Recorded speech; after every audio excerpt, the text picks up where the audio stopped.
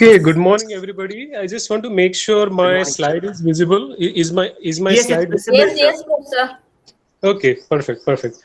All right, thank you for the wonderful introduction. If everything looks okay, I Thank think you, I'll sir. get started with my presentation. Sure, sir. Okay, thank you. All right, Thank you. so today I'll be sharing some insights on ethics. And when it comes to ethics, it's not just about research ethics. Ethics encompass, so many walks of life. So basically, I'll be stressing most on research ethics. But as you can see, these things are also applicable to teaching, business, or any other walk of life. So if we learn a little bit more about research ethics, we'll be able to use that and apply it to whichever field we want to. So our primary focus will be on research ethics, and then towards the end, whatever is very exclusive to teaching or business, we'll cover it separately. But there are a lot of areas that are in common, to research, teaching, and business. So we'll cover all of those, and whatever is very exclusive to teaching and business, we'll cover towards the end. So let's get started. Now, these are the takeaways of today's presentation. So we'll be first of all looking at the definition. So what are ethics? Now, why do we need ethics? Why is it so necessary to have a webinar on ethics? In today's times, ethics are becoming far more important in the light of the current pandemic, because as all of you may be aware, because of certain bad things or certain type of misbehavior that we saw from across the border, namely China, from the Chinese government, because of certain ethical issues and because of some compliance related issues, this pandemic has been spreading like wild. Had the government of China taken the right measures in the first place when this epidemic started, they would have been able to contain it within a small geography. But instead of doing that, the Chinese government basically went for a cover up, and that is very unethical. And that's the reason why I am talking about it today. And we have all been suffering for the past year or so, probably more than that, because of this non-compliance with certain ethical guidelines. When you see something, you have to say something. So if the Chinese government had spotted something in the beginning and fixed it right away, upfront, we would never have had this issue. So that's why it's all the more important to have a webinar on ethics, not just for us, but for everybody around us. All of us should comply with ethics guidelines, and we must lead honest lives full of integrity, transparency. All right. So who needs ethics? Why do we follow ethics? What is the need? What is non-compliance? I just give an example, and then we'll see some actual case studies. Now, what I've seen is whenever it comes to ethics or ethics guidelines, instead of giving a very regular and kind of boring like webinar on all the guidelines, because nobody really likes to learn about guidelines much. So what I thought of doing is I thought of giving you actual examples, like real life examples. So all of the topics that I'm going to discuss today in this webinar on ethics, I'll mostly focus on real life examples, real world examples, mostly from academia. So that's like the big set. And then the small subset will comprise, these other things like, other areas, teaching and business. But more or less pretty much, the guidelines and laws and regulations or rules are pretty much the same or similar across disciplines. So if we know more about research ethics, we'll automatically know more about ethics in the area of teaching and business. All right, so having said that, let's get started. So here's some background. Now, I actually attended this really fantastic seminar by Dr. David Resnick. He is probably the world authority on this topic, on the topic of research ethics. In fact, I was working at the very institute where he works. He still works there. He's a JD and a PhD, meaning he's a lawyer and he also has a PhD. So he knows the science behind a lot of things, and he also knows the law or the regulations behind many of these policies or governmental regulations. So that's why the National Institutes of Health actually hired him, and his job at NIH, where I was working as a postdoc, Dr. David Resnick was also there. He was there as an ethics compliance officer. I think he's still working there in the same capacity. And I basically attended his seminar, and that time there was no coronavirus, so I actually attended like the actual workshop in person. I mean the seminar in person. We were only like 20-25 people, and most of us were postdocs. I was doing my postdoc at that time in North Carolina, USA. And that time he delivered a really fantastic seminar. By the way, if you go to this website, I have given the link here, and don't worry about like copying it on a piece of paper. This video is anyway going to be made available on YouTube, I guess. So you can always go back and check it. Even if you just Google for NIHS ethics, you'll immediately come across the link. So the reason why I'm sharing this screenshot and link is because Dr. David Resnick has really done a fantastic job, and he has explained the whole concept really well.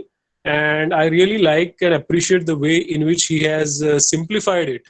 Because most people think that ethics is all about plagiarism and similarity and all those things, but it's not actually. It's much more than that. And today we'll see what all can be covered and what all falls under this umbrella. So let's get started. All right. Now, most people think, just like I said, that ethics is all about plagiarism. That's not true. It's only one part of the story, a very tiny section of the story. There are a lot other things, so many other things. All right, so what is plagiarism? So basically, when we copy other people's work and pass it off as our own, with or without the citation, it is plagiarism. Now, what is the practical definition? See, many people, what they do, I'm sure none of us do that. We are all good academicians or industry people, or people working in government institutes. So I'm not saying we do that, but some people who exhibit incompetence, they basically do Control C and Control V. They just copy and paste, and then they write entire articles, or sometimes all kinds of things using ready-made material. That is plagiarism. It's unethical, and it is not in compliance with the guidelines of so many publishing societies or journals or grant funding agencies. It's not correct. It's simply not correct. So there's a common misconception, just like I said, ki research ethics is everything about plagiarism. It's not. And very soon we'll see what all comes under this umbrella, what all comes under the area of research ethics, in the area of research ethics. So now going back to the topic of plagiarism, many people say that we have cited the paper, so is that okay? Well, I would still say, even if you cite your own paper, it's still not okay.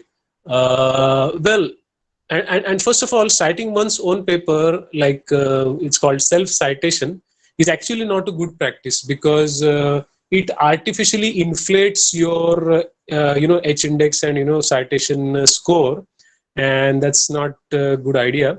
You can cite yourself perhaps when it is really necessary to do so. Otherwise, it's generally best avoided. Now, I'll tell you something very interesting. Times Higher Education, when it gives ranking to universities and institutes, colleges, based on the H indices of their faculty members, they actually filter out all the self-citations. So you don't be surprised to see that, when they come up with the rankings, university rankings. So the best practice here is to not wait for someone to filter it out. Just don't cite yourself unless it is really required. So that is one part. The second part is, so many people ask me, I have used some, one or two paragraphs from some paper only in the introduction section during the when I was doing the literature review. and I have cited the paper. So is that okay? I would still say no. It's a big no. So then how do you do literature survey? Well, it's very easy. If you read the existing literature, try to understand the concept, and then try to communicate it to your target audience in your own words using your own language, that is okay, as long as you cite the paper. So you can cite the paper and then write things in your own language, but here's a word of caution: this is only applicable to the literature review section or the introduction, where you actually discuss literature that has been previously published. You simply cannot use this strategy for any other section, including the results section. For example, you cannot just grab somebody's results and then say that these are my results, and yes, I have cited that person, so my results will almost be similar to his results, so why should I waste my time? Let me just copy and paste his results, his or her results, and then cite the person. No, that's not allowed. You are only allowed to read other people's works and try to understand what they're trying to say, use your own language, and then in your own language explain it to your target audience. Your target audience could be biochemistry researchers, your target audience could be engineers, physicians, physiotherapists, management experts, anybody, absolutely anybody. But that's what you have to do, and then you have to cite. So that's the difference between legitimate citation, which everybody does, and plagiarism. Plagiarism is being lazy, like you just copy paste, you cite or don't cite, and you continue. That's not a good idea. Also, it leads to IPR violation. Like many journals, they nowadays actively search for these things, IPR violations. Why journals? Even YouTube. If you upload a copyrighted song to YouTube, immediately within minutes you'll get a copyright notice from, let's say, T Series or some famous music company, saying that this music belongs to us. So you have uploaded it, but we'll make money from it. So that's how it works. So basically, long story short, let's be original, let's not plagiarize, and let's follow all the ethics guidelines. All right, so let's look at the history. How did it all start? So what happened is, during the Nazi rule, many of the Nazi physicians, basically they were trying to do some experiments on prisoners. Now I know they are prisoners, but that doesn't mean you can like inject them with absolutely anything and then just keep testing. That's very unethical. Well, the prisoners already got punishment, jail time for bad deeds, but that doesn't mean that you can do any kind of medical experimentation on prisoners, because they are not guinea pigs. They are also human beings. So they are already in jail, and they are already, the court has ordered them to be there. So on top of that, you cannot inject them with any poisonous substance and then see how it works. That's unethical. So what happened is, during the Nazi period, many of the physicians, or like quote unquote, like medical doctors, they actually did these kind of things, and they were very unethical. And this led to a lot of unrest, and people immediately started to realize that these things are really not good, and they are kind of not in line with what should actually be done. And that's how this whole area started getting a lot of impetus or momentum. And then people started realizing slowly and steadily that patient consent is really critical. If you want to if you want to set up a clinical trial, of course, all of us know that clinical trials are always conducted only after consulting the patient, only after taking the patient's consent, and that too in writing.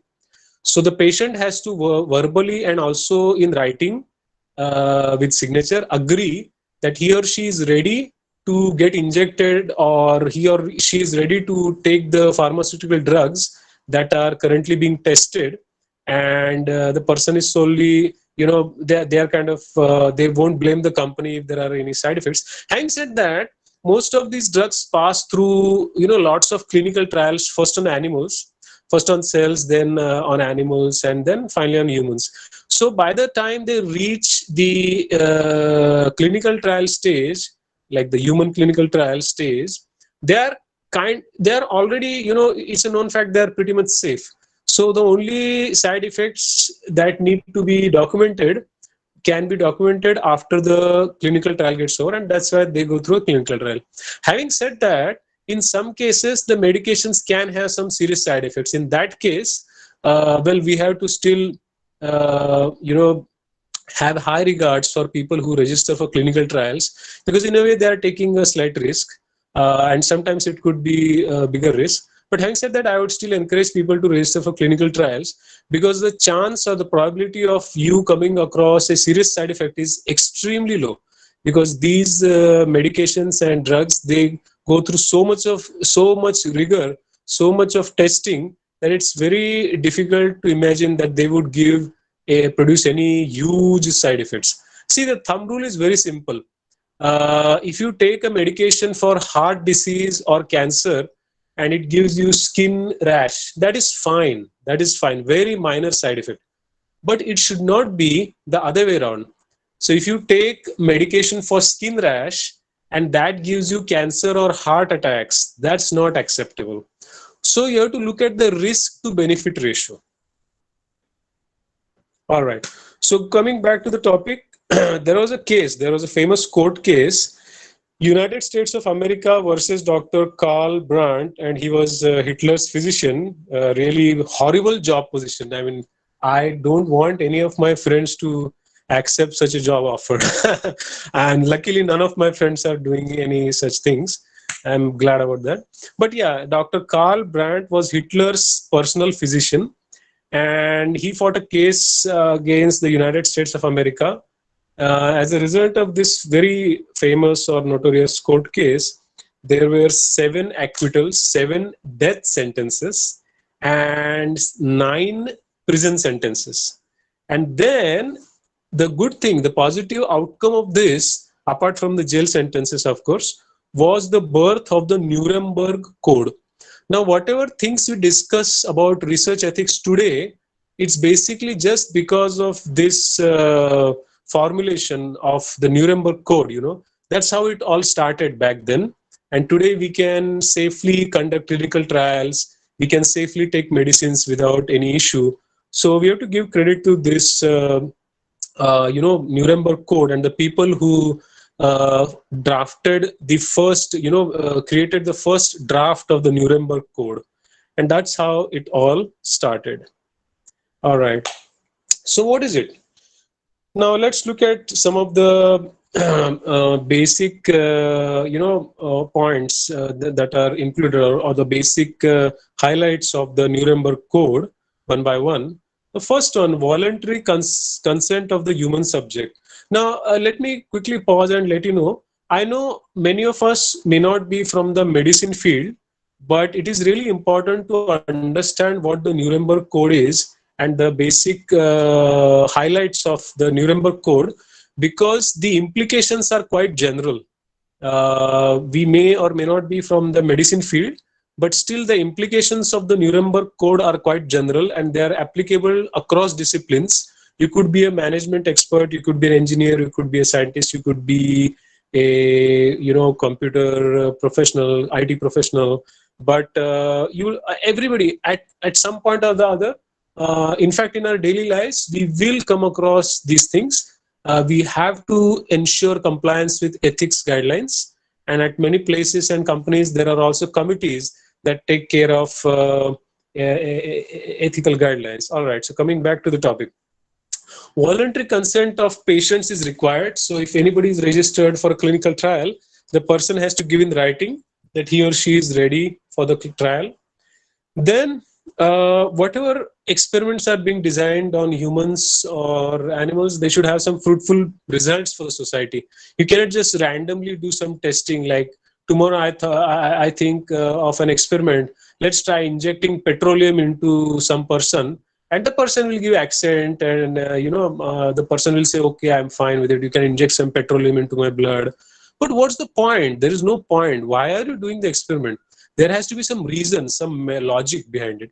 So if you have devised a new drug compound based on a mechanism. So you know that a protein basically goes and inhibits some toxic enzyme, and then you want to do something over that, or there is a toxic enzyme that can be targeted by a pharmaceutical compound, and then you want to do some clinical trials on that, based on that evidence, then you can set up a clinical trial. So it will have fruitful results for society, because what will be the end result? The end product will be a pharmaceutical drug that people can take to cure a disease. All right. So as long as there are some fruitful results, you can always set up clinical trials. Then again, clinical trials need to be based on previous animal studies. Just like I said before, you cannot suddenly start your testing in human beings. You have to do some animal testing. Then if it is considered safe beyond reasonable doubt, then you can get permission from your institute's ethics committee to set up clinical trials. And then, of course, you have to avoid unnecessary physical and mental suffering. For example, if you're setting up an experiment involving animal studies, you don't need to, and you need to sacrifice only 10 mice or 20 rats. Then for no reason, you should not suddenly sacrifice 25 rats and 500 mice. That's not ethical. So you have to be very careful there. Now, you have to avoid trials that would possibly cause, death or very critical injuries. Then you have to see the risk to benefit ratio, just like I said. And let me emphasize on this point one more time. Risk to benefit ratio, this is the biggest example. If you take a medicine for heart disease and it gives a mild fever, that is okay. Or but the other way around is not okay. So if you take medication for mild rash or fever, and that medication gives you a heart attack, that's not okay. And unfortunately, and you'll be surprised, actually such a thing happened in the past. Like probably, I'm not sure if it was an accident or like what happened, but there was a famous court case against a pharmaceutical company. And what was happening was the medicine that they made, synthesized, was actually giving heart attacks to people. And that came as a surprise. So the New England Journal of Medicine very severely criticized this company. I'm not telling its name, you can find it online. But and then the company just put those things in bold on the tablet bottle, that it may cause heart attacks in some cases. So long story short, what has to be done is, whenever so let's say if you are working at a pharmaceutical company, it is your ethical responsibility to ensure that the data you generate is not hidden, is not deleted, or is not fabricated or falsified in such a way as to increase the company profits. Just because a drug is profitable and can generate millions of dollars does not mean that you can safely neglect some of its possible side effects if they are really severe, like heart attacks. But on the positive side, most of the medicines you see, more than 99% of the medicines you'll see will have extremely small side effects, and those side effects will be visible only in people who are not healthy, or who don't eat well, or who don't exercise, or who are always unhappy. For most of the people, it won't be an issue. So don't get worried about taking medications. Don't get worried about taking prescription drugs. They are all safe because they are all tested, and there's a reason why they are available in the market. So the whatever I told you was one very rare example. It does not happen all the time, and if it does, there are ways of countering those things. All right. And then the next point, you have to take proper precautions, of course, and only qualified researchers. Like, you need to have let's say a PhD in biochemistry to do something. You need to have another degree to do something else. So if you are qualified, you can do it. Now let me share an example. Once I went for a blood test, I visited a clinic, and the person who was sitting there, apparently he was not even qualified to be like a nurse. Like, the person was just some random person, and he was trying to draw blood. I asked him what his qualification was, and he said he was not a registered nurse. Or I said, I'm not giving my blood to you because I'm not confident in whatever you're doing. I immediately reported the person to my insurance company. My insurance company asked me to go to another clinic, and then I went to another clinic and did my blood test. So if you see something, say something. Don't sit quietly. If you see something wrong, you have the right to question. Do it politely, but you have the right to question. All right. Then the next point, the human subject has the freedom to quit the clinical trial at any time. If I'm registered for a clinical trial, I feel like quitting, I can absolutely do it anytime without any consequence to me. Then, if the researcher feels that the clinical trial poses any huge danger to the human subject involved, then that particular clinical trial can be discontinued. So that can also happen. All right. So now these are the ethics guidelines we'll be looking at today. The first one is academic integrity and honesty, dishonesty. Second one, conflict of interest. And the third one is intellectual property rights or IPRs. Good mentoring, fourth one. The fifth one is social responsibility, how to be a responsible researcher or academician or industry person or somebody working in a government agency, how to be a responsible professional. Then how to publish responsibly. Then what is respect and what is discrimination, non-discrimination, all of those things. Then we'll also see what is meant by acceptance of constructive feedback or criticism. Many times people are not even receptive to feedback, so we'll see how to fix that and how to avoid such situations and why feedback is critical. Then we'll talk about maintaining professional competence and how professionals should do that. We'll talk about transparency. And just like I said, the Chinese government, if you look at many of the things it does, the Chinese government is extremely non-transparent. It's not transparent at all. So we should not be like that. We should not be like China. It's a very non-transparent government, very non-transparent country. And in order to be ethical, you need to be in compliance with all of these guidelines, and being transparent is one of the requirements. So if you are not transparent, you are clearly being unethical. Then objectivity, how to avoid bias, basically how to look at things in a particular way without bias. Confidentiality, like if you are an academician, you are working in a college or university, you have to make sure you have to make sure you comply with all the guidelines, such as hiding or not disclosing students' grades to random people, so forth and so on. Then we have to also follow all the legal guidelines, not just the legal guidelines of your university or institute, but also the legal guidelines of any governing agency, such as a funding agency or a state or national agency, so forth and so on. Then we'll talk about animal studies, and then finally human clinical trials. And those are the basic topics that we are going to deal with today's presentation. All right, now academic integrity. What is academic integrity? You have to first of all report your data honestly. Now let me quickly share a fun fact. Data, something interesting. Data is the plural of the word datum. Datum is singular and data is plural. So the word data is plural. So when you say data, you have to always understand that it's a plural.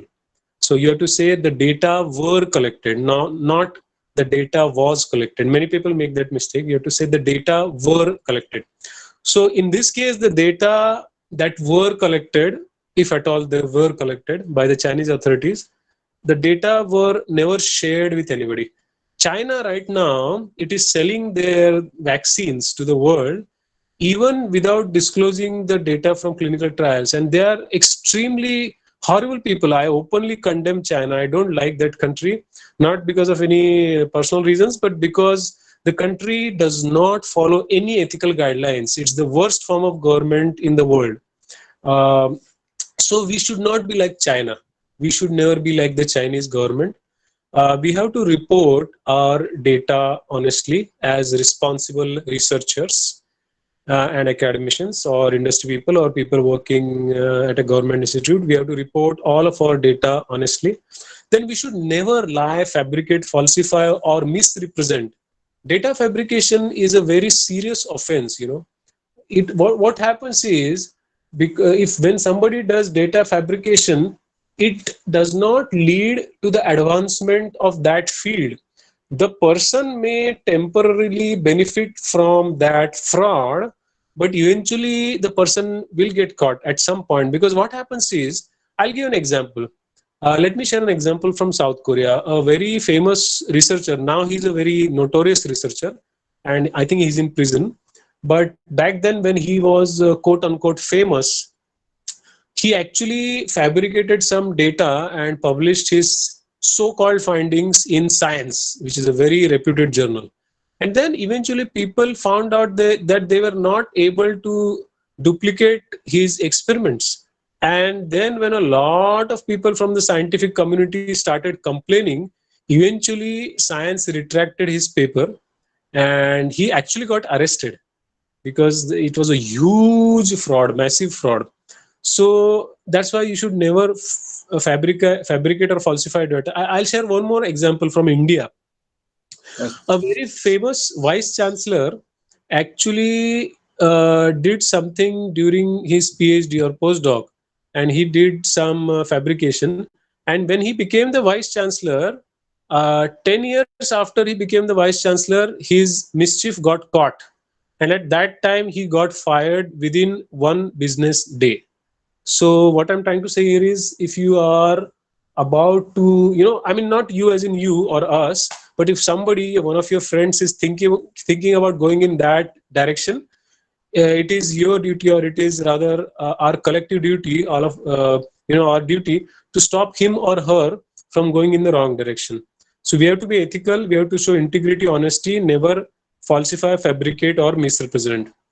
Of course, we should also not plagiarize and not practice deception. So here's a quick example.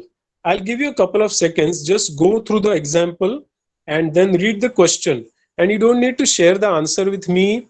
You also don't need to type anything. Just come up with an answer. And then, of course, I'll share the answer with you. And let's see how much it matches. So these are all very famous anecdotes. And many of these are real life examples. So just go through it quickly. I'll give you a few seconds and then let's come back.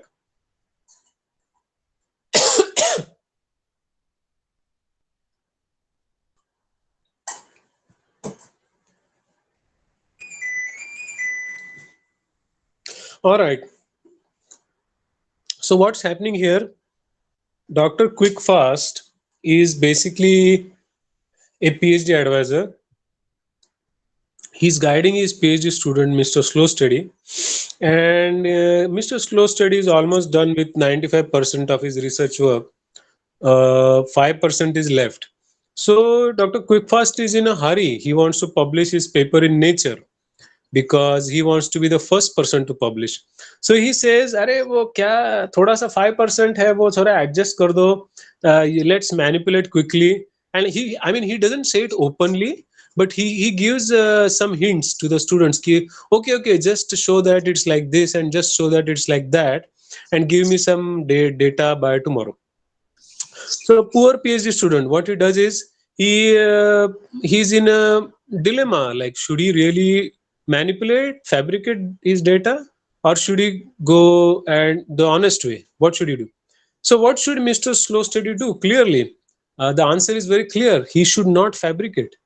Regardless of what's the outcome, what happens eventually, nobody on earth has the right to tell you to fabricate, and nobody on earth should actually fabricate. So then what's the solution? People may immediately ask me, his PhD is in danger, what should he do? There are ways, there are solutions. The first solution is, you have to approach your institute's ethics committee and share this incident with the committee in strict confidence. An ethics committee is generally, not generally, all the time, they maintain confidence. Now, unfortunately, if that professor is also there on the ethics committee, then you have to contact human resources. The professor is very unlikely to be on human resources, that committee. So you have to contact HR, tell them that such a thing happened. HR is very smart. They will give you lots of intelligent solutions. In one case, one of my friend's case, what happened is the HR told the student to change his PhD advisor. Then he got a much better PhD advisor, and I think probably the university started some legal case against the professor for initiating such fraudulent things. And I think probably the professor might have got fired as well. So this can happen very much, yes. So the right thing to do is to not fabricate. Your PhD is not in danger. Don't worry. You can talk to HR, talk to the right people. They'll give you another advisor, or they'll suggest some intelligent solution, and they'll take care of it. Don't worry. But sitting quiet is not going to help. What many people do is, many people sit quiet.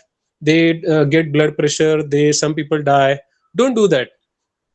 So you have to really speak out. You have to talk to people and fix it in time. Don't sit on it for days. If you see something bad, say something about it, otherwise the culprit will never get caught. All right. Conflict of interest. Now you have to avoid getting into situations that clearly involve a clash of interests or a conflict of interest. Now, this concept is slightly difficult to understand, and if I just keep on saying the definition, it will be kind of difficult to understand. So let me right away jump to the practical example, the actual real life example. All right, so once again, I'll give you a few seconds. Just go through this example. So here, what's happening is Dr. Rupi Fan is a member of a thesis review committee, and he's probably on some kind of a university board or something, committee, board, whatever. He passes a new regulation saying that all PhD students from his institute need to get their PhD thesis bound only from Natwarlal binders. But why? So nobody knows why. He just says Natwarlal binders do a very good job, and I love the quality of their thesis. But the real reason is that Natwarlal binders. Who is this person, Natwarlal binders? He's Dr. Rupi Fan's nephew, and he's a relative of Dr. Rupi Fan, and he gives him a 20% commission. So let's say a PhD student gets his thesis bound from Natwarlal binders, and they charge him rupees 2,000. 20% of 2,000, 10% is how much? 200. 20% is 400. So for every thesis that gets bound through Natwarlal binders, Dr. Rupi Fan will earn rupees 400. So this is what is conflict of interest. You are, on the one hand, you are suggesting something and making guidelines by making use of your power, and on the other hand, you are financially benefiting from that regulation or recommendation. So that is incorrect, and this is what is conflict of interest. So I think now it's quite clear. The example makes it very clear. And so that this is what we have to all avoid. You have to avoid situations, and there should be no conflict of interest whenever we try to deal with वो तो नहीं, कोई बात नहीं, तो एक काम करेंगे, गूगल मीट पर एक बार कर लेंगे मीटिंग. somebody's microphone is आओ काम करते हैं बैठ के, उसमें कोई इशू नहीं. यूजर नेम मैं तो सेम लैब में हूं. हां हां, I need to request the admin. I think somebody's microphone is on. I'm sorry. All right, no worries. Okay, so let's go to the next slide. It's on IPR, intellectual property rights. So we have to honor all patents, copyrights, anything that is related to intellectual property. So we should not violate any of those. Copyright violation is a very serious offense. Then, of course, if anybody does patent infringement, that is also not a good idea. Not just that, it's completely illegal. completely illegal.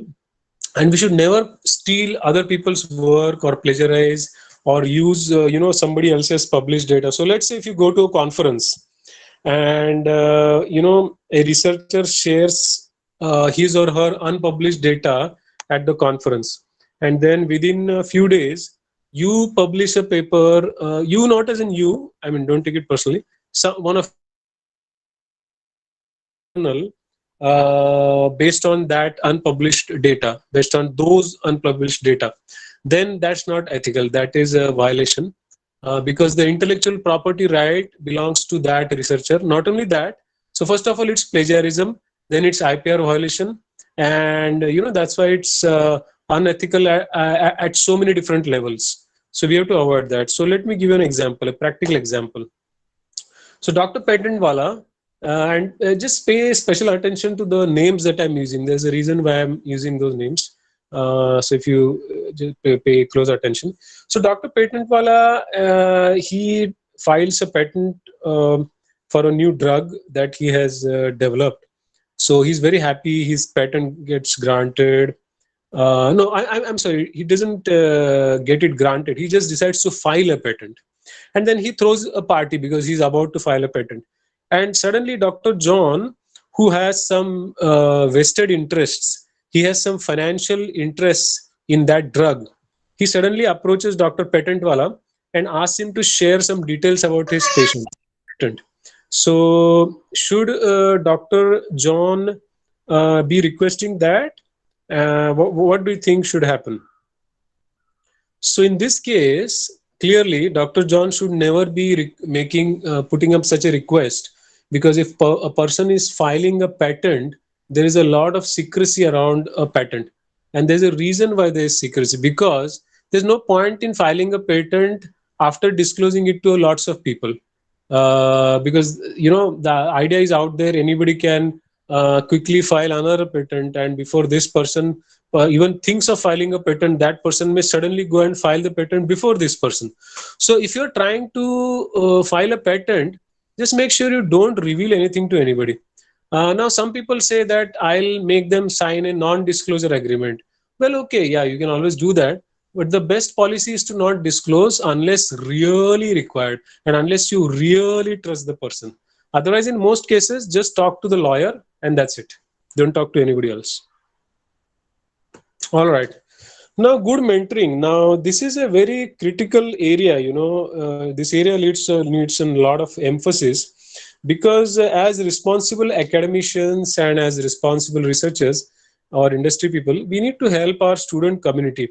We need to share advice with them in a timely manner, because if we don't share advice, what will happen is they'll end up seeking advice from their friends or peers, and their friends or peers may or may not be in a position to share legitimate advice, and they'll end up getting wrong advice, and they'll carry it over for the rest of their life. So that's why we have to impart specialized training on a regular basis, and we have to make sure that we make ourselves available to our students.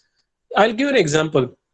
When I was working as a PhD student, I was earning a teaching assistantship, $18,000 per year. When I went to the US, I actually got fully covered with a tuition waiver and $18,000 teaching assistantship. So you'll be surprised that my entire PhD, I was actually earning as if I was doing a job. First of all, I never spent a dime from my pocket for my PhD. I spent almost 6 years in the United States doing my PhD, and then of course I did my postdoc. But I did not spend a dime, not a rupee from my pocket for my PhD. I basically got the full tuition waiver. Not only that, teaching assistantship. In fact, when I was doing my PhD, I sent money to India. I wired money to India, and also saved a lot of money. So what I'm trying to tell here is that when I was working as a teaching assistant, one of my duties was to help students, and I was being given a compensation for that. My duty was to help students. I used to do that as a regular thing, like by holding regular lectures, just like the professors. And then on top of that, there used to be a help session. So I used to go there and I used to sit there with the printout of a research article or review article. So I used to keep doing my work, and then students used to approach me with their difficulties. And there was a big hall, and many teaching assistants just like me used to sit there. And whichever student had a doubt, the student used to come there at that time, and they used to ask the questions and go. Such a nice system, isn't it? So that's a very good example of responsible or good mentoring. So you can solve their difficulties, be a good mentor, guide them, advise them during that time. Because what happens is, many times students are not comfortable asking questions in the classroom, although there's no reason for that. In your classroom, or in our classroom, we have to create create a very open environment. Students should not feel shy to ask questions, and you should never reprimand any student for asking any question. But then, regardless of what we say, some students still, they will continue to be shy. So for them, the mentoring can be done only in person, and that's why you need to be a good mentor, and such sessions or help sessions are, that's why, really critical. So again, an actual example. So Dr. Always Busy is a very famous researcher, and he sits in his air conditioned office all day long, and then say his PhD student who probably just came from another country, he's already struggling with the cultural things and all other things, and then on top of that he's not getting any advice or mentorship from his PhD advisor. Then that's a very tricky situation for him or her, right? So what do you think the PhD advisor should do in this case? Just think about it for a couple of seconds, and then let's see what's the right answer to this question, or one of the right answers.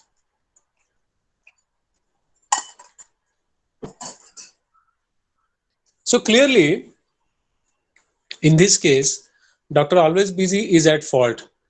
I mean, I'm sure he's busy writing his grant proposal.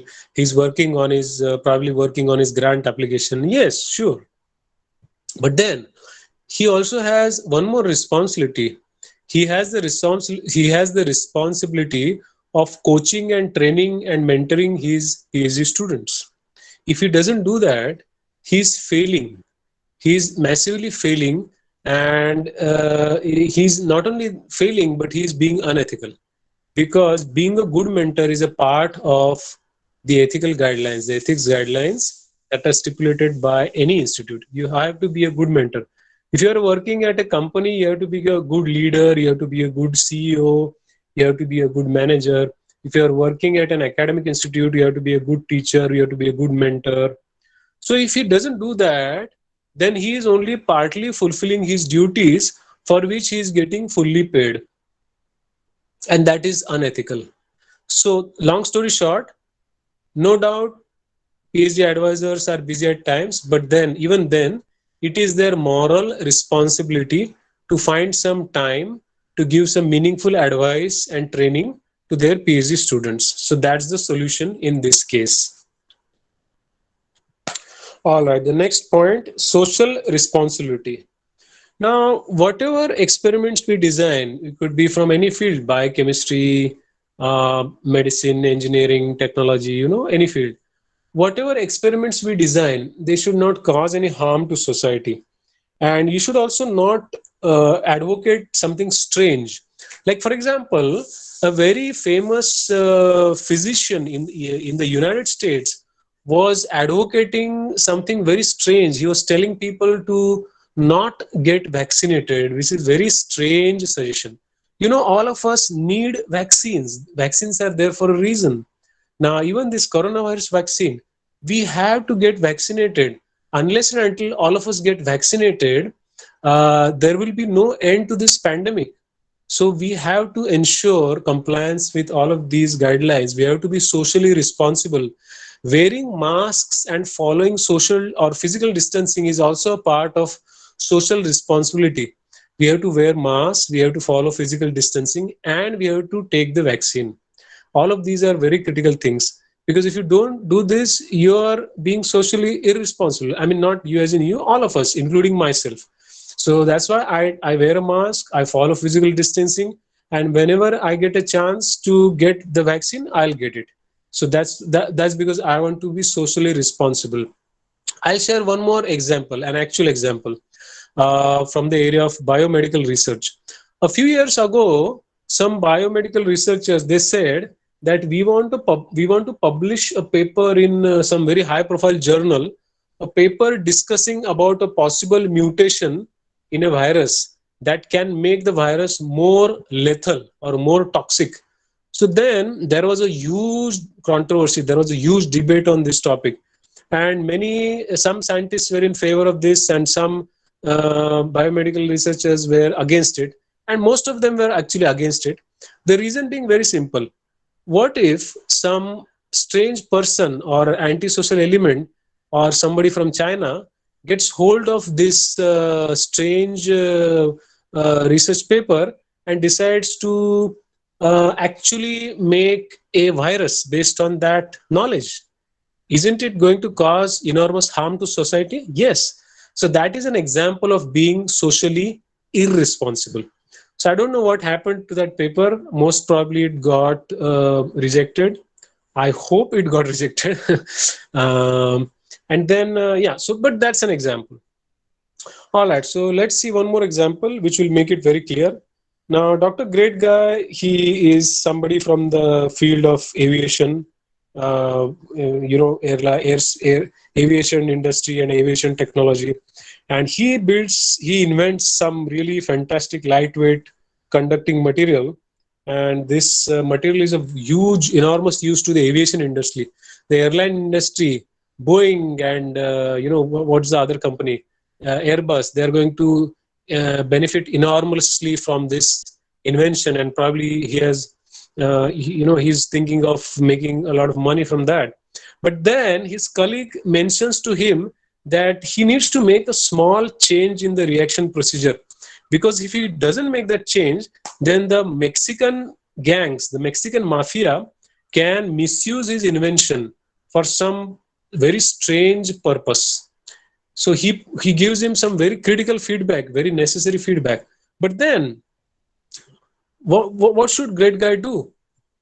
What do you think he should do? Clearly, he should listen to his friends' really friendly and timely advice and make that small change. Because if he doesn't, then within no time, it's just a matter of time before somebody tries to misuse his invention. Having said that, in this case, it was possible. I know, because probably it was very obvious. But in many cases, it may or may not be possible. But see, that's the thing. We never create anything by looking at how it could be misused. Like, pretty much anything can be misused. If I make a very fantastic umbrella, or a very fantastic, I design a suitcase, even that can be misused. I can take the suitcase in my hand and hit some person with that suitcase, or hit some person with that umbrella. But I originally, when I designed the umbrella, that was not the use, that was not the intended use. So see, there are always limitations. But if you clearly see that your invention could be misused, you have to do something about it, and that is nothing but being socially responsible, and that is social responsibility. So this example, I think, makes it very clear. All right, the next one, responsible publishing. One more responsibility here. So you have to really publish very responsibly. You have to avoid salami slicing. By the way, do you know what salami slicing? So what happens is, many times in certain areas of research, if you just make a small change in certain conditions, let's say temperature or pressure, you can suddenly get something slightly similar or perhaps different. But then you have to talk to yourself and do some introspection, and then just ask yourself, really, should I split it up into two and publish two papers instead of one, or should I just publish everything as one paper? I would say publish everything as one paper. Why? Because what happens is, it's not very meaningful to the advancement of your field if you publish like kind of pretty much the same thing in two papers, because then the person who's trying to read the first paper then has to go and search for your second paper, and then again, it's a lot of waste of time, energy, resources. Sometimes the second paper may not be immediately available because it's published in another journal to which that person's library does not subscribe. All complications are there. So what you have to do is, don't unnecessarily do salami slicing. If you know that a particular paper can be published in its entirety as one journal article, don't unnecessarily split it up into four and publish it in four different places. Now, some people also do some other tricks. They publish one article in a journal and then publish the same article in another journal. And that's really terrible. They completely change the language and everything, and they use some software, and that's extremely horrible. That's unethical. Because once again, it does not lead to the advancement of the field, because it's just a duplication of whatever is already known. It's a waste of paper, waste of time, and so we should not do that. Now, let me share some interesting thing. Do you know what's the IG Nobel Prize? Just like the Nobel Prize is given to people who make some very legitimate contributions, the IG Nobel Prize is given to people who make some very funny contributions. If you just Google for IG Nobel Prize, you will come across lots of interesting things. Like back at Mumbai, when I was working at a multinational company, it was a MNC that was dealing with technical communications. I gave this example to my team. I was working as a manager there, and I gave this example. Somebody published a paper on, what happens when you walk backwards. What happens when you walk backwards with a cup of coffee in your hand? Like how much coffee spills, or God knows what. The person had done some very strange calculations. Now, who is going to benefit from such work, scientific work? I don't think anybody will really benefit. First of all, how many of you walk backwards with a cup of coffee in your hand? Okay. Well, leave coffee aside. How many of us actually walk backwards? So no, more than 99% of us, most of my friends, they don't walk backwards. So if somebody does, they'll at least be sensible enough to not walk backwards with a cup of coffee in their hand. But somebody actually published this paper. So the person actually got the IG Nobel Prize. It's really funny, but it's really based on a real life incident. So you can Google for IG Nobel Prize, and then you'll come across lots of.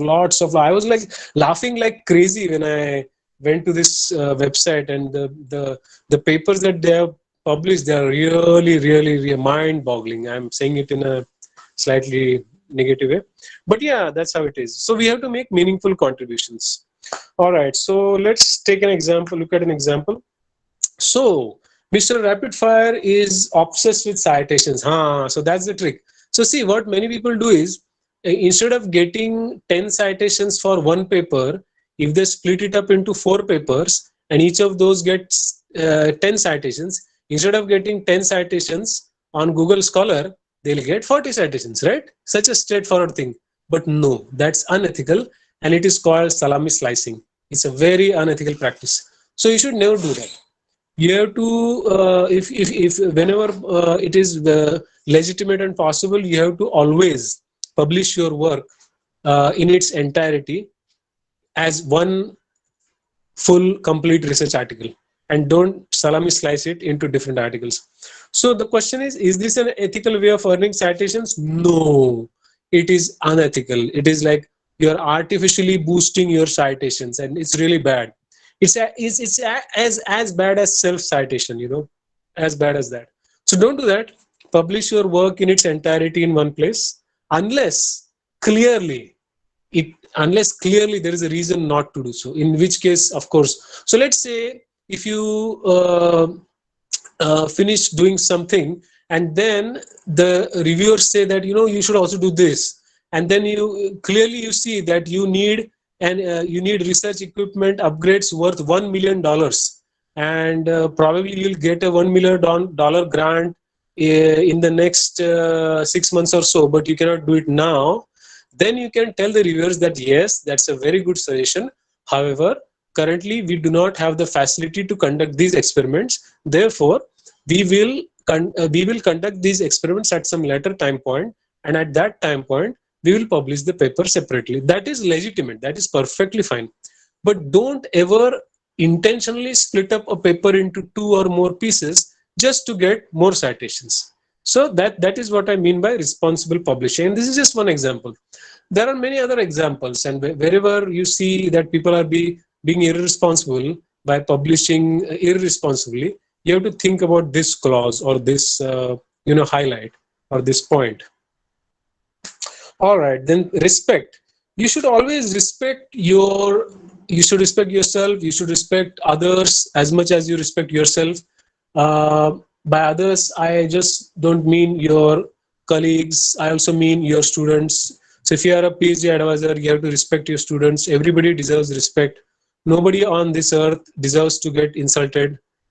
I'll give you a very famous example. When I was working as a postdoctoral researcher at the University of Massachusetts Medical School, I was working right next to a Nobel laureate's laboratory. I used to see the person, and I saw him like 2-3 times. And one fine day, I saw him talking to the housekeeping person, a person who is in charge of cleaning the university premises.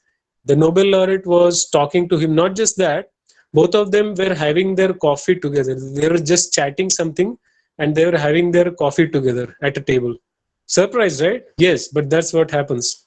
So that happens where people really respect each other, and many places in India we respect each other, so that's not a problem. But there are some places where they don't. Like for example, in China, they don't respect. The government does not respect its citizens. China, yes, they don't. So here, coming back to the point, we have to respect everybody. Never insult or discriminate based on any of these criteria: disability, gender, caste, religion, skin color. So again, China is in the picture. Well, unfortunately, I have to bring in China all the time because it's not a good country. Today we are suffering because of China, clearly. All right, so the example: Dr. Diskrima only employs Chinese scientists in her research lab. A Hungarian researcher whose achievements are far greater than those of the Chinese scientists has applied, and she wants to join her lab. But then Dr. Diskrima says that she only hires Chinese people. There was an actual person I know. He used to prefer hiring Chinese people for some reason. God knows why. And then eventually he realized that he was doing a mistake. So then he started hiring Indian people. Tell this example to your friends, okay? Yeah, Indians work hard, but Indians are also honest. Chinese people, first of all, they are not sincere based on my own experience. I have seen many people. One of the Chinese researchers who was working in my lab, I'll not tell you his name, he spilled some radioactive material in the lab and did not even tell anyone. Somebody accidentally found it out, and then the person got reprimanded. That's what they do. Many of them, not all of them. I'm not saying all of them, but many of them. That's the culture, terrible culture. So what we have to do is we have to ensure that we respect everybody, and regardless of their caste, religion, skin color, or any of those other criteria, gender, etc. All right. Constructive feedback. Now we should always remain open to feedback. Now what happens is, whenever you climb the ladder, so let's say today you are an assistant professor, tomorrow you will be a full professor. What happens is, many times people who are professors end up getting huge egos, although that's not required. I myself have talked with, and I have had the opportunity to sit right next to at least 2 Nobel laureates, and I had the opportunity to get something electronically from one more Nobel laureate. I still have that USB with me. So when I actually sat next to these 2 Nobel laureates, I was sitting with them in a car. I was taking them for a seminar. I had organized the seminar. In both of these seminars, they were 2 different Nobel laureates. They are really down to earth people. You know what one of those Nobel laureates said? Her name is Dr. She's basically a very famous Israeli Nobel laureate, Dr. Ada Yonath, and she had come to inaugurate a research center at Ark University, a private university in Gujarat, where I was working as the associate director of the PhD program. And you know what she said there? Just listen to it. She showed the picture of a mountain peak, and I think I gave this example in my previous webinar. And then she showed the picture of another mountain peak, and previously it was covered with some clouds. And she said, when I got the Nobel Prize, I thought I had reached the top of the mountain peak, only to realize that there was one more mountain peak visible. So now, what does this tell us about her? What it tells us that she is still a learner. She's open to feedback. She's ready to try out new things, and she's not done with her learning process, or she's not done with accepting feedback. So we have to all accept feedback. If a Nobel laureate can do that, we should definitely be able to do it.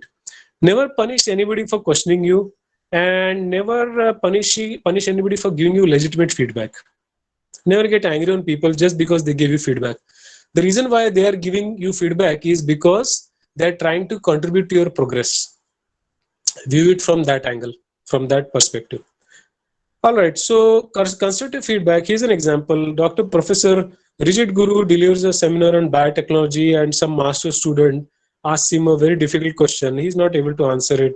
So he reminds the person about his recent patent and how smart and intelligent he is.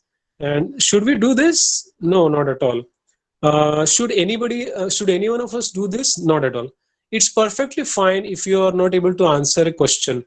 I have seen top CEOs, top achievers, and I've seen many of them delivering so many seminars. In many cases, they were not able to answer a question. So what happened? Did they feel guilty, sorry? Nothing. They said, yeah, I'm a human. Whatever I can do in my capacity, I can. You asked me a question, very good. I like your question. At this point, I do not have a legitimate answer, but then I may try to come up with some answer eventually. For now, this is what I think could be a possible answer.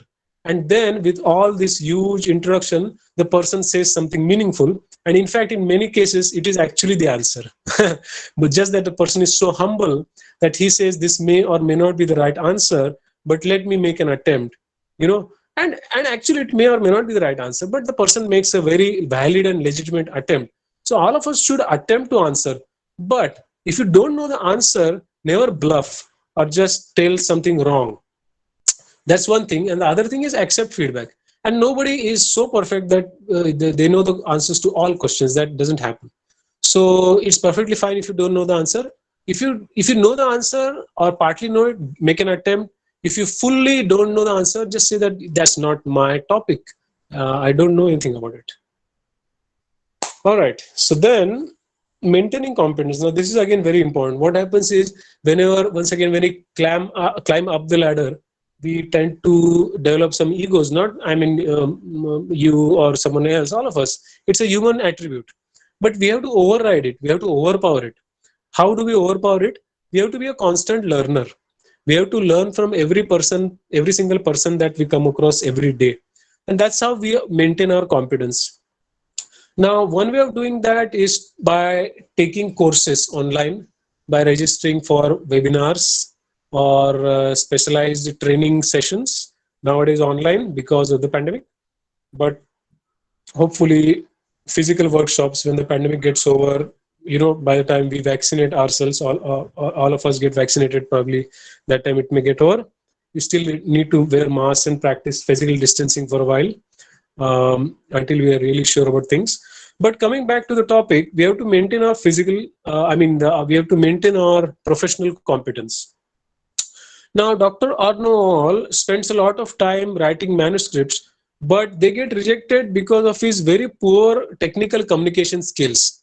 Now, sometimes what happens is, let's say somebody got a job as an assistant professor. The person just got a job. He is barely 6 months old. I mean, not 6 months old as in like biological age, but as in professional age. So basically, he joined the institute 6 months ago, and he's doing good research, but he's not able to publish successfully because he has some issues with technical communication. So what should he do? So what his colleague suggests is, colleague is a very wise person. So he says him is, why don't you attend this workshop on technical communications, you know? So many companies, they actually they conduct such workshops.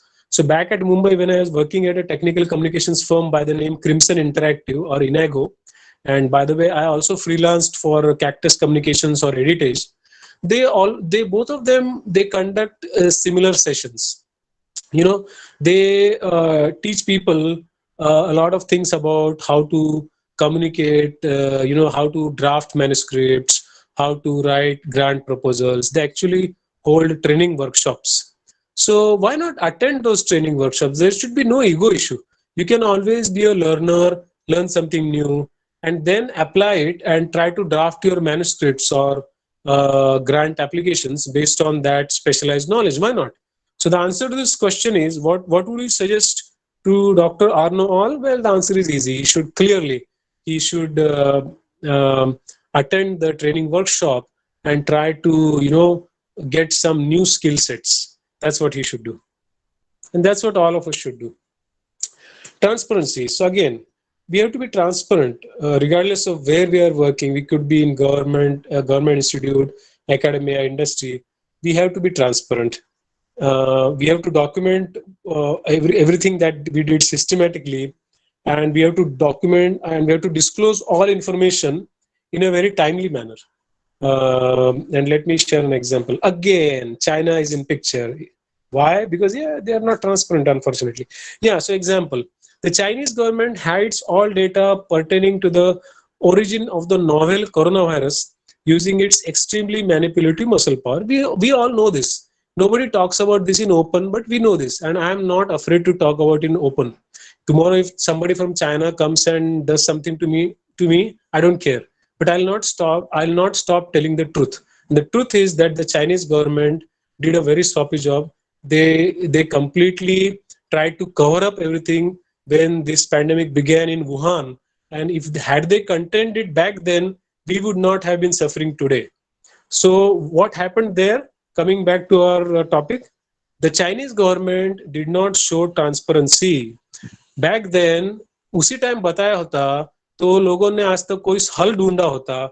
People would have found out some solutions. There are so many tons of CEOs and Nobel laureates and smart people, scientists, engineers, physicians. सारे लोग इकट्ठा होते. Everybody would have brainstormed, and within a matter of hours, they would have suggested fantastic solutions so that the virus would never have escaped Wuhan. It would have remained contained in Wuhan. But China did not do that. And that's why it is very important to be transparent. All of us, as responsible researchers or academicians, we have to ensure transparency. Because see what happens when we don't ensure transparency. This is what happens. So many people died just because China was not transparent. China was not transparent. Yes. So we have to be transparent. We have to ensure transparency, and it is very unethical if we are not transparent. So let's be transparent. All right, the next point, objectivity. What we have to do is we have to avoid bias when we try to design experiments or conduct analysis or you conduct review work. We should never practice self-deception. And if you have a competing financial interest, you should always disclose it in your paper. Let's say, for example, many papers I've seen. I recently saw a paper in which a person published something about inositol hexakis phosphate, IP6, and the person actually makes manufactures tablets like nutraceutical tablets based on basically that contain IP6.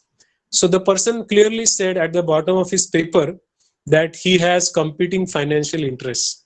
So what happens is when somebody reads the paper, they will, whatever is mentioned in the paper, they'll kind of review it with a grain of salt, because they'll know that the person actually sells the IP6 tablets and he has published something in favor of IP6, which means there could be some conflict of interest. Now see, I'm not saying it that there will be a conflict of interest. Sometimes it's a very genuine publication for the good of the society, and then the person is also doing a business. That's a different thing. As long as the person has declared his financial interest and there is no manipulation or fabrication or falsification, that is fine. I mean, I'm doing something good and I'm doing some business out of it, that's fine. But when you do something good, when you are into a business of manufacturing something, and then when you falsify your data just to make more money, that is not good. So that's the difference.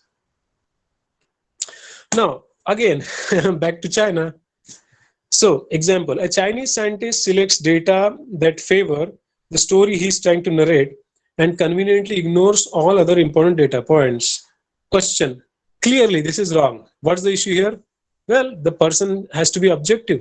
You cannot cherry pick your data. You cannot cherry pick your data points. You cannot conveniently ignore the data points that don't fit into your story. That is manipulation. You have to be objective. You have to avoid bias. Just because you see that, looks like this graph is going that way. If it goes this way, I'll not have a publication. Then I'll not get promoted. Then how will my wife get that expensive necklace that she's trying to buy? The wife will say, don't worry, I have my own job. I don't need your publication. Yeah, exactly. Women are independent these days. They don't need your salary. They can buy their own necklace. So what I'm trying to say, I mean, jokes apart, what I'm trying to say here is, don't base things on your financial dreams and planning and all those things. So you have to be objective. You have to select. You cannot select data. Just whatever you see, you have to present the true picture. That is what is meant by objectivity, and you have to be very objective and truthful. So clearly, in this case, the person is cherry picking, and that's not correct. The entire picture is not getting presented, so that's unethical. Confidentiality. Now you have to maintain confidentiality at all times. You have to be very confidential. What happens is, many times, many of us are into the business of selling drugs or working for pharmaceutical companies. Some of you could be clinical research coordinators, or you could be working for a clinical research firm. So, or you could be a physician, or you could be a researcher working at a university, and you could be working with patients from hospitals. In all of the above cases, and in many more cases, you'll see that whenever you are handling patient data, you'll be asked to sign some document. The document will ask you to maintain confidentiality. Even if you go to a seminar and they show some photographs of patients, have you noticed something? They always cover the eyes of the patient. Why? Because eyes reveal your identity. So whenever it's a customary practice, whenever you show any patient's photographs, you have to cover the eyes of the patient. So that way the identity remains secret. The identity remains confidential. And that is very critical. So you have to maintain patient confidentiality. That is only one aspect. You have to also maintain confidentiality when it comes to national security secrets or military secrets, or many other things. But I'm sure you get the point. So here's an example. Now just quickly go through the example, and then let's see how to address the question.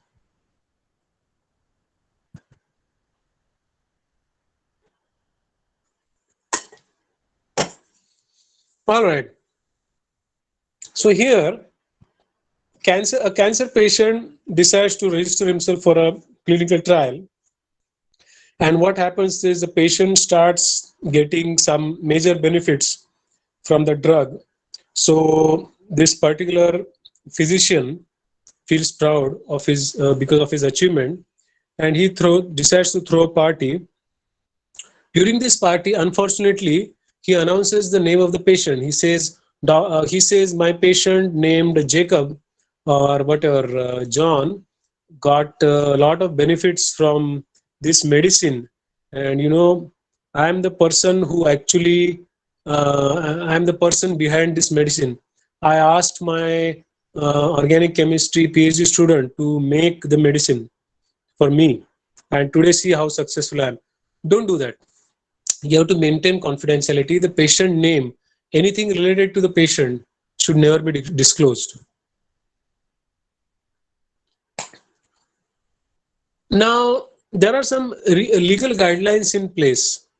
So you have to always ensure strict compliance with the legal guidelines. For example, OSHA. You know what OSHA does in the US? They stipulate some guidelines for working with radioactive chemicals. So, for example, back at UIC, where I was working as a graduate student, I was asked to attend a workshop on radiation safety. So we used to call it the radiation safety workshop or seminar. It used to be like a 3-day seminar, or I think it was a week long. I don't remember now. But during that seminar or workshop rather, the person in charge of delivering the seminars used to demonstrate to us a lot of things, like how to carefully handle radionuclides and radioactive isotopes, and what is ALARA, as low as reasonably achievable, what it means, how you should protect yourself from radioisotopes, what are the common mistakes, so forth and so on, and what happens and what steps should you take if you accidentally spill a radioisotope. Now, why is this important? Because someone from our lab actually spilled a radioisotope, and I don't know if the person. I know everybody from our lab used to be asked to take that OSHA workshop on radiation safety. But despite that, this Chinese person working in our lab actually spilled the radioisotope, and I guess that was purely an example of carelessness. But coming back to the point, what I'm trying to say here is there are always some legal guidelines stipulated by organizations or committees, or even by your institute's ethics committee, for example, and you have to ensure compliance with all of these guidelines or laws or regulations or rules. Sometimes it could be a government agency, sometimes it could be your state government, sometimes it could be the federal government, any of the above.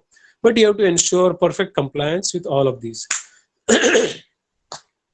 Now, again, the same example, OSHA makes it obligatory for all researchers to undergo 3-day long, say, radiation safety.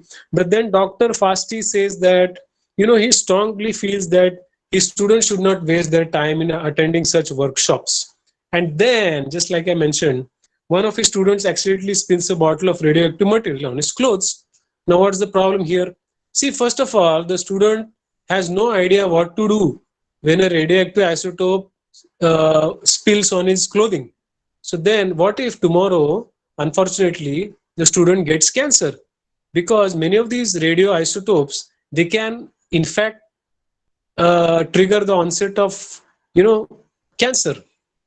So that's the reason why it is very important to attend these training workshops. Without attending these workshops, one should never handle dangerous biohazardous chemicals or radioisotopes. There's a reason. So what would you suggest to Dr. Fasti? Clearly, you have to ask him that, yes, no doubt you are a busy person, but for the safety, for your students' safety, and for the safety of all others working in your lab, and for also your own personal safety, we should ask your students to attend this 3-day long radiation safety workshop, and only after attending that workshop should they be allowed to work with any radioisotope. So that's the right thing to do. So that's what I say when I mention something about legal guidelines and compliance with legal guidelines. Now, ethical approval. Now, most of the institutes or universities have something called an ethics committee, and so if you're trying to conduct clinical trials, or if you're trying to do any animal studies, you have to get prior approval from the ethics committee. So if you're trying to design animal studies or human clinical trials, you have to set up a committee. Your research committee will interrogate you. Then if they see that clearly there are some issues, they will suggest some meaningful solutions. And whenever they see that there is perfect compliance, they'll give you a go ahead, and then you can once they give you a green signal, you can go ahead and start your animal studies or initiate your clinical trials. All right. So that's what is known by ethical approval. So here's an example. The government of Israel has stipulated some guidelines for the approval of human clinical trials. Again, once again, a Chinese researcher, his name is Dr. Fast Track, is too busy writing grants and completely ignores the reminders sent to him by the Israeli agencies. And he continues conducting clinical trials on many different patients, saying that he really has no time to waste on regulatory formalities or guidelines. What would you suggest to Dr. Fast Track? So here it is very straightforward. Clearly, Dr. Fast Track, the Chinese researcher, is violating a lots of ethical guidelines, and he's being very unethical. It's not fair at all. So what he has to do is he has to, at any cost, ensure perfect compliance with the guidelines stipulated by the government of Israel. If he doesn't do that, he's in violation of the guidelines. So he should be fired by the institute for violating the guidelines. So that's what should be done. And if somebody notices that, then the person should report Dr. Fast Track to the government of Israel.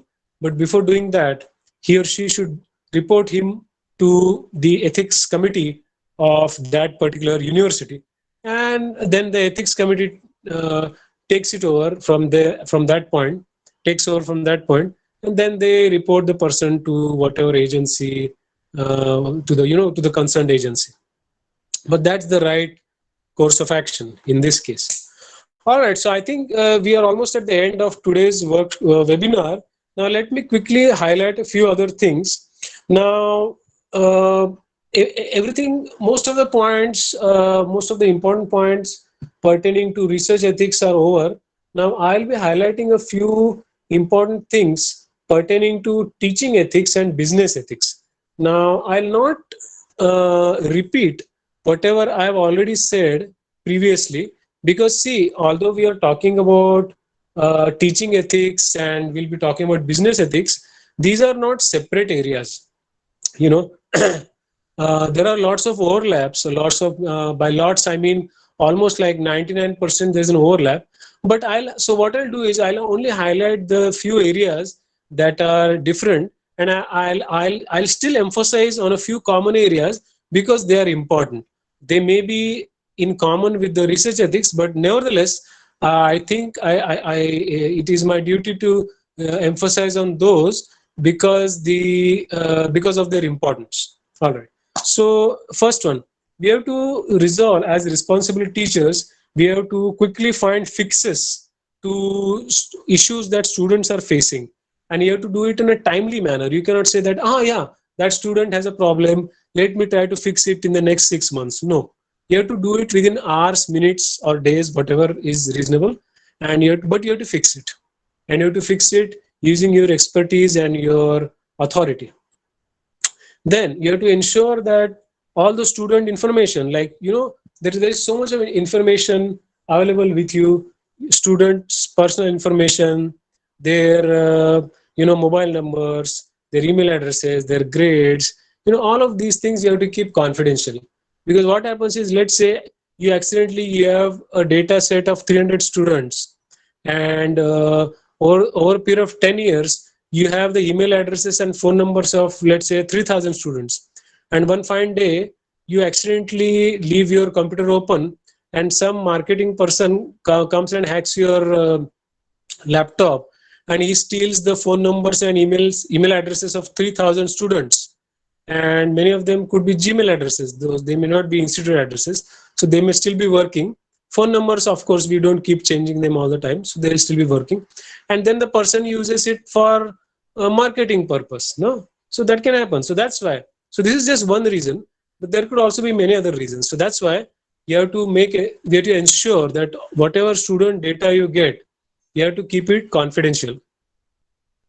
So next point, you have to protect students from conditions that are detrimental to learning. So let's say the student is sitting in the classroom, and then the classroom, the fan is getting corroded. There is some corrosion, and the fan may fall on the students at any point.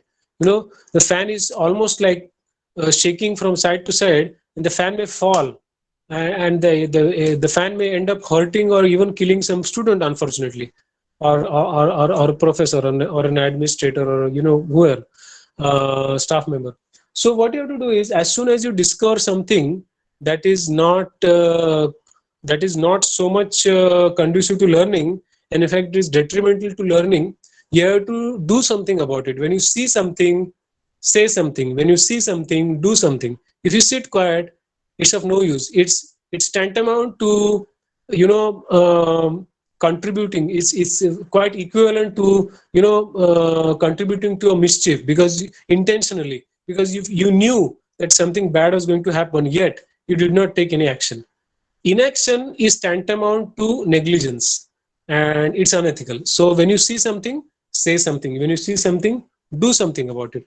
So in this case, if you see that clearly the fan needs to be thrown away and it needs to be replaced with another fan, that is what you have to do.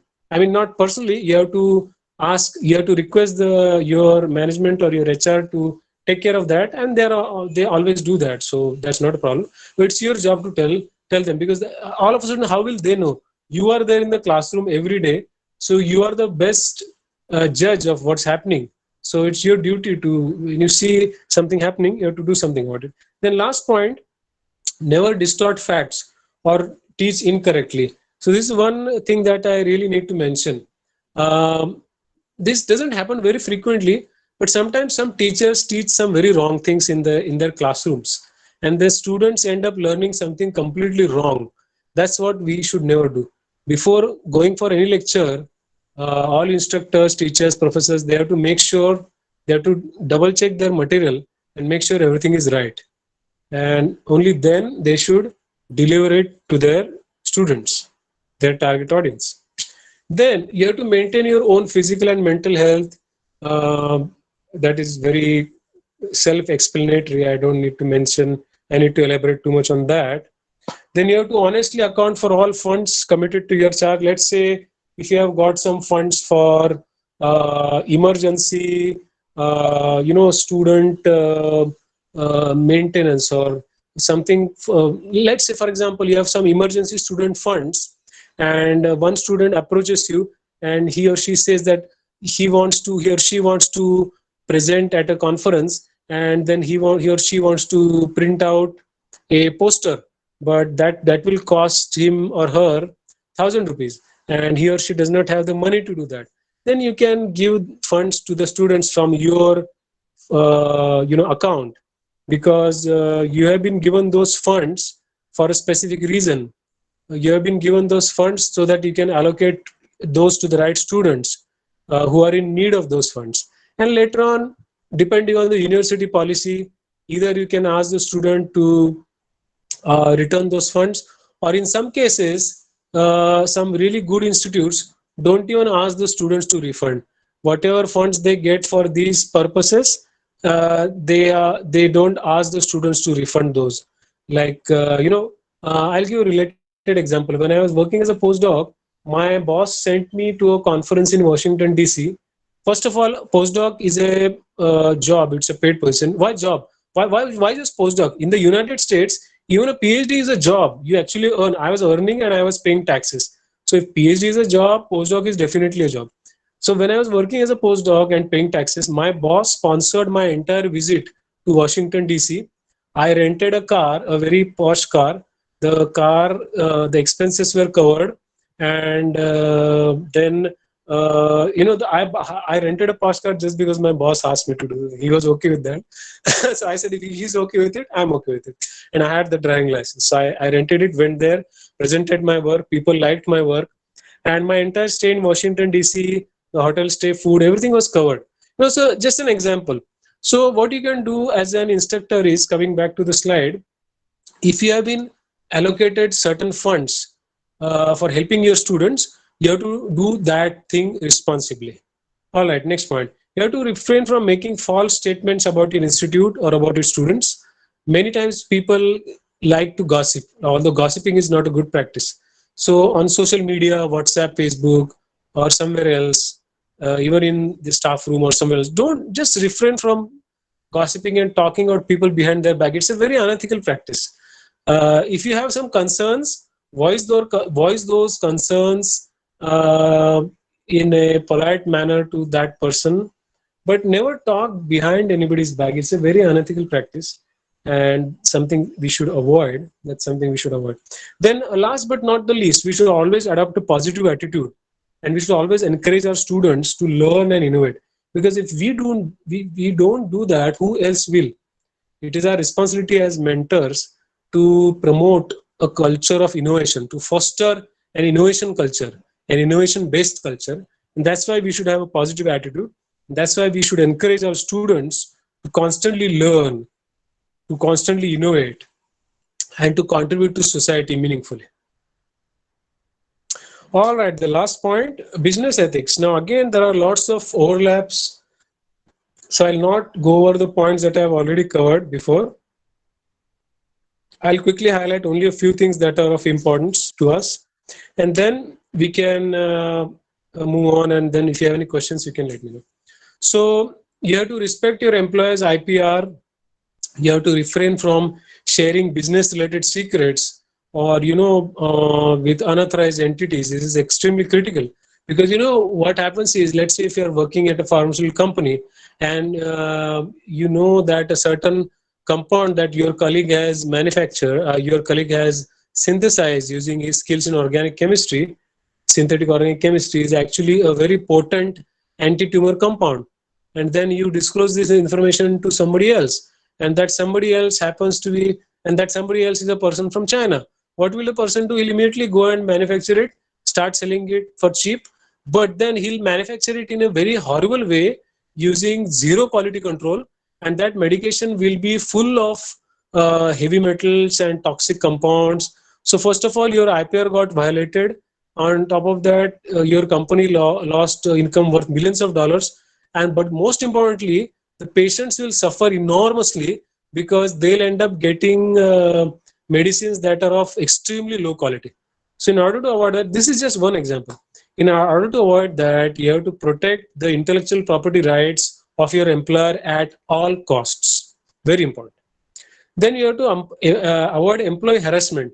Now, this is particularly true in the case of the corporate world, even in academia, anywhere, even in government.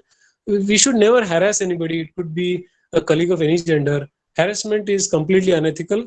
If you see that somebody is harassing you, you have to report it to HR in a very timely way. There are some very specific policies against harassment of all kinds. So a person who harasses can get fired. Having said that, so I know even an example of a person who got harassed while working at Google, like one of the top employers in the world. The person actually got harassed. Yes, it happens. But then what did the person do? The person did not sit quiet. The person reported it. The person reported it, and then the person eventually started working elsewhere. See, because what happens when you report it, everything is in writing. So even when you apply for another job, you have documentary evidence showing that you have actually reported it in writing, which means that you did something about it. Otherwise, if you just do everything verbally, there is no proof that harassment occurred.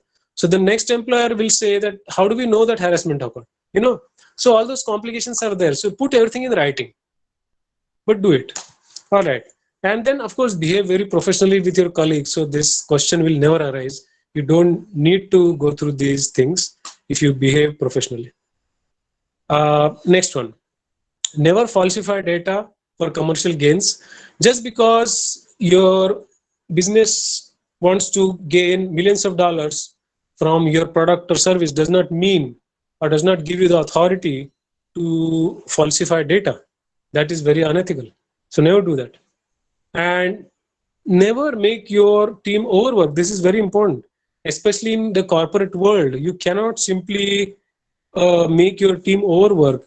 There is something called as work-life balance, because if you make your team or your employees overwork, it is unfair to their families, because your employees or your team members also need to pay equal attention to their families. So now let me share a very funny, or not funny but interesting anecdote. A person used to proudly say, he was working at an MNC, he used to proudly say that he enjoys working, or he he likes working for 12 to 14 hours every day. And then his team member calmly listened to him and said, he gently smiled and said, see, we both work in the same team. I know what work you do. I also know what work I do. We do exactly the same work. Whatever work I do in 8 hours, if you take 14 hours to do the same thing, who is more smart? Who is more intelligent? Who is smarter, you or me? The person gave a very befitting reply. This is an actual incident that happened. So what I'm saying is, don't just clock your team members and just measure their productivity by measuring their check-in and check-out times. Those things are very obsolete. Nobody does that anymore. Definitely not in these times, because nowadays many of us are working from home. So you cannot simply measure the productivity at all times just with check-in and check-out times, and also not just with the outcomes. See, outcome is one way of measuring productivity. Another way of measuring productivity is your team able to maintain a positive work culture where there is a lot of innovation, right? So outcome, again, there could be outcomes, there may or may not be outcomes. Having said that, all decent teams generally, they always have some outcomes. So it's not the case that there will be no outcomes, but don't emphasize on outcomes at all the time, at all times. Sometimes there may be no outcomes, but still you have to maintain that team, and you have to maintain the positive culture of innovation, so that out of 100 times, even if there is an outcome 70% of the times, I think it's fair enough. Or even in some cases 40% of the times, whatever. And that number could vary from industry to industry. But that's the point here. Now, if you are playing a leadership role, again, you have to ensure positivity. If you're a boss, don't be a bad boss. Don't yell at your employees. Be nice. If you want to give them feedback, give them in private. Reprimand or give feedback, constructive feedback in private, and do some legitimate appreciation in public. Then be accountable for every action you take. That is very critical. Then you have to constantly improve your products and services based on feedback. This is very important. Why? Because see, whatever is good today, whatever sounds and looks promising today, may not really be good or great tomorrow. And that's exactly why we have constantly evolving products, and that's exactly why we have constantly evolving services. Evolution is the ultimate truth. Change is the only constant. You cannot have a lifestyle that is free of change. Change is a universal constant. That is in fact the only constant. So we cannot resist change. So what I mean to say here is that we have to be open to feedback. We have to be open to what our clients are saying. We have to listen carefully. Just like I said in my previous webinar, listening skills are very critical. So you have to listen to your employees. Similarly, you have to listen to your clients, what they're saying, what they want, what they don't like about your product, what they don't like about your service. And then you have to make the necessary amendments to your service, or you have to make the necessary changes to your products, to the design of your product. You have to change your design accordingly. You have to change some functionality. And this is very critical. You have to read customer reviews. What are they saying? Are all the customer reviews good? Are they all fake, or are they real, or are you doing something about it? So all these things are important. And by the way, you should never have fake reviews. Many companies do that, but that's very unethical. All right. So coming back to the last point, this is very critical, and that's why I'm emphasizing on this last point again. You have to be really open to feedback, not only when you are working at a company, but also when you are working in academia or at a government institute. Feedback is critical for everybody's progress. Whenever somebody gives you feedback, consider the person as your friend, because the person is giving a feedback to ensure your progress, not to block your progress clearly, right? Sometimes the feedback would be legitimate. Sometimes the feedback may not be legitimate, but it's feedback. You have to consider it wisely. Just give it a thought. Is it really adding meaning to your life? Is it really something that you should think about? Then yes, accept the feedback. And regardless of whether it's nice or not, be nice, be polite enough to accept feedback, and then think about it. What decision you should take is up to you, and that you should take, of course, again, by using your wisdom and consulting people and all that. But yeah, the bottom line here is that you should be all of us should be open to feedback. All right, so I think that's what I had to say today, and I end this webinar on a very positive note. Let's continue working ethically, and let's ensure full compliance with all the ethics guidelines stipulated by various committees and organizations and government agencies and state governments and federal government, so forth and so on. So I think with that I end my webinar. That's all I had to say. And at this point, I think we have some time left. So I reserve it for the question and answer session. So let me know if you have any questions. You can unmute your mic and ask me the questions. And if I'm not able to hear you clearly, just kindly repeat your question, and then I'll answer those questions. So let's get started. So once again, thank you for your time, and let me know if you have any questions. Thank you. Mr. Mohammed, sir, you can just ask a question. Thank you, sir, to hear you once again. Yes. I mailed you a few days back for the lecture, actually. And today, as usual, it was wonderful to hear you, sir. Sir, I have two questions. Yeah. Actually. The first thing is related to China, actually, this coronavirus pandemic. You know, like a lot of misinformation from their side. And recently, in February, this WHO team went to get the exact data, and then there was issue that they didn't show transparency in that. And we know like this is a pandemic and how whole world suffered. So in this scenario, what actually world is supposed to do? What actually who is supposed to do? I mean, a whole world, because whole world suffered in this. What actually should be really? Right. That's a very legitimate question. So let me try to address it. Now, see what's happening here is it's some of these questions unfortunately are beyond our capacity, because there's a lot of political involvement, and whenever politics comes into picture, we as academicians or people from industry or working in a government agency cannot do much.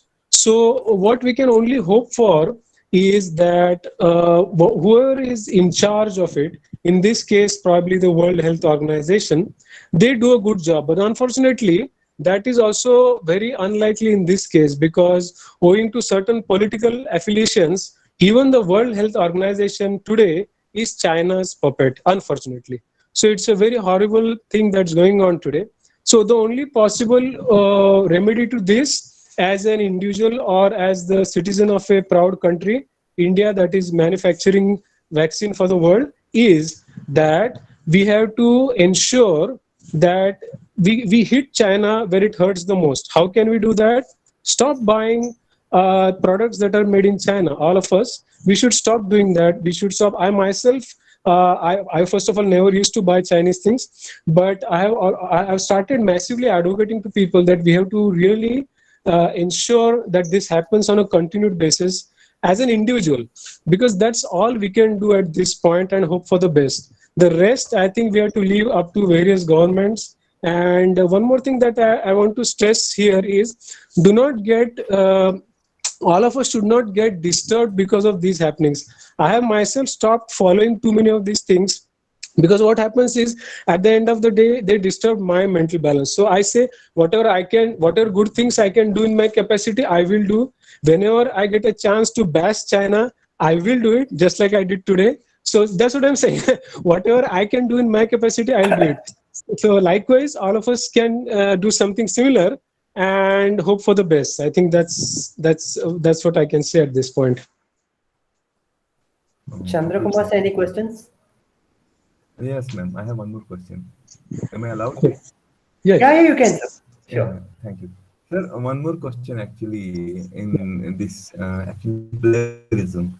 We know that our country, India, leads, is the top contributor to fake journals. In last report, in almost 11,000 total fake journals, 35% articles were by Indians. Yes. So, like, what is your take on that? Yeah. And how to overcome it, and what are the steps that should be taken and to monitor all this? That's a very important question. So let me give you an example from Gujarat. So when I was working as the associate director of a PhD program at RK University, what happened is I got a notice from UGC saying that you should only recommend these journals to your PhD scholars. I went through the list and I was shocked. I was really shocked and surprised when I saw that the University Grants Commission had recommended some journals which were really horrible paid journals, and many of them were not even Scopus index. They were some really terrible obscure journals. So what I really did not like that. So in my reply to UGC, I wrote them only a couple of sentences. I told the UGC committee, whoever had sent me that letter, in an official capacity, that at our university, we only recommend two things. First, the journal should be either Scopus indexed, or it should have a Thomson Reuters impact factor. You know, that time it used to be at Thomson Reuters. Now I think it is Clarivate Analytics. But those are the only two guidelines that we use. Any journal outside of this, we do not recommend. So that was my reply. So coming back to your question, yes, the issue of paid journals is very serious. So what I would recommend is, if you are a university administrator in charge of any research program, just advise your students not to publish in any journals, even if they are recommended by UGC. Don't publish in them unless they are Scopus indexed or they are indexed by Clarivate Analytics. Those are the two extremely recognized metrics. And I would go a step further and say that even if some journal is Scopus indexed, don't go for journals that have just got indexed or they barely have an H index of like 2 or 3. Because many times what has happened is, many researchers publish there because they think that it's easy to publish there, only to find out that those journals later on got de-indexed, and then their entire work goes to waste, you know. So that's what I would recommend, two guidelines, and avoid borderline journals. So if all of us do that, I think that should solve the issue and address the issue appropriately. Hello, sir. Yeah. Sir, my questions I typed in the chat box, but anyway, I'll be telling. So suppose that in some scenario, we don't know the regulation, let us say safety regulation. So, and we commit a mistake. Yeah. So what should be the preparation, or how should we go about this? And my second question is, let us say in a classroom, I give a wrong concept by mistake, and later on, okay, because believing that is correct. Later on, I realize that next day, that whatever I told was correct, and I should have told the correct, whatever I told was wrong, and I should have told the correct concept. So what should I do? Yeah. So let me answer your first question. Now, sometimes, let's say some genuine mistake occurs because you did not know a certain safety regulation. What I would say is, now if it's a genuine mistake and it is just because the proper guidelines were not there in place, or the university had absolutely no way of communicating those things to you, then I understand it's like a very genuine case, and clearly you did not do it intentionally. But in order to prevent this from happening, what I would rather say is, the university administrators, when they design guidelines, they have to ensure, it is their responsibility to ensure that all of the employees go through mandatory training sessions. And if not, at least they should be made aware of resources from where they can look it up and try to see what are the right ways of doing things, what are the standard operating procedures.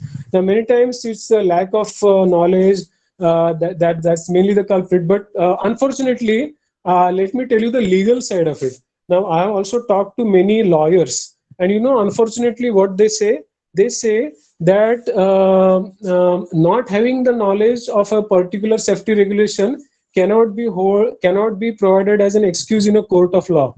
For example, if some student files a case against somebody saying that the person allowed me to work in a laboratory without working safety goggles, then the court will say, how did you allow the student to work without safety goggles when you knew that the acid may go into his or her eye? Then you cannot say that my university did not organize a training session. This is just an example. I'm not saying you, me, or anybody else, but just an example. So what the lawyers told me is, regardless of how people perceive it, we have to ourselves kind of ensure that at least for the high risk areas, we take enough precautions. And even for the low risk areas, just Google for the guidelines. If your university is not giving you the courses or not organizing anything, at least look up on Google. There are plenty of resources these days. So that I would suggest that as a remedy. So that's the answer to the first question. Second question, what was the, second question was regarding something that you did in class. Yeah, I mean, that sometimes happens, in a hurry, you may say something wrong. That's not a problem.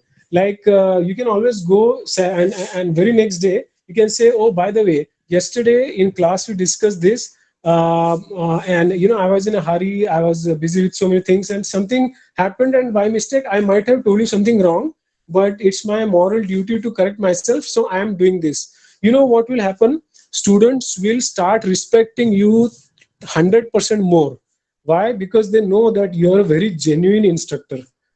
Unlike other instructors who will just bring their ego in the way and say, no, I am always correct. Don't do that. So you will be earning 100% more respect than other instructors. And that's what I would recommend. Thank you, sir. Thank you very much. Sir, I have a question. Yeah. If anyone put additional questions in a questionnaire intentionally that may cover related other areas to work on two issues, is it unethical? I'm sorry, I could not hear it clearly. Can you repeat it again, please? In fact, he or she has the intention of publishing 2 papers. That's why she put additional 1 or 2 related question in a questionnaire so that he or she can works on 2 issues. Is it unethical? Yeah, so I'm now the thing is this survey related things. I'm not really a specialist in that field. I'm sure in the field of management they do many of these survey based studies. So I may not be the right person, but let me try to address your query. Now in this case, if the person is intentionally doing something, and in your case you're saying putting some questions just to make 2 papers out of 1. That is still salami slicing, because if it is intentionally done, then knowing that you can always publish 1 paper and then you are just publishing 2 papers just to get more citations, then again that's unethical. When you can publish 1 paper in 1 place, why make people go to 2 different places to collect the material and they end up wasting their time and all that. So I would still say stick to 1 paper, publish everything together in its entirety. That's what's the ideal thing to do. Maybe he or she put 2 questions or 3 questions for publishing another issue, and data collection is difficult in some places. So he or she has the intention to fill up a questionnaire, but put different 2 or 3 questions so that she can use it for publishing another paper. But those questions are related to the topic, similar topic. Okay, so what you're saying is that a person is collecting 10 questions and she is publishing first paper based on 7 questions and another paper based on 3 questions. Exactly. Okay, and yeah, but we know that demographical data is same for both questions. So in fact, 3 and demographic data. So she gets some 7 or 6 questions for another papers.